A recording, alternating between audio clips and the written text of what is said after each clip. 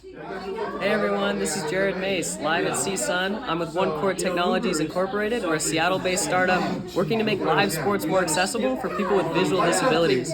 I'm here with Gena, blind woman of action, and we're demoing our football device. Gena has tried it before, but we're basically translating the live gameplay data into vibration so people can watch the game with their hands.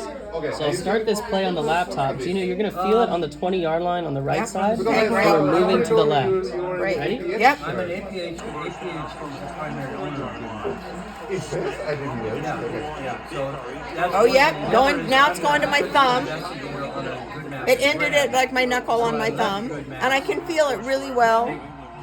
I remain Up, it's going again, left, sideways mostly. Now it's going to my left thumb. What I really like is that this is something a blind person can never participate in from a social aspect to have any understanding of what's really going on in the game. So they can meet up with their friends and actually be involved and enjoy the action in the game. You may need to shift around a little bit as to what happens. Yep.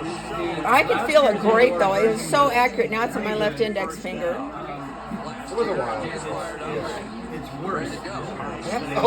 They went from version 1 to 2. Going left. Focusing on the visual experience, where they broke a lot of the. Now they're inside the 30. Yep. They're trying to fix it, but the experience is Getting close. Mapped the lobby to kind of the Oasis elevators. Right. They didn't map to the exhibits, and that's the main thing you want to do.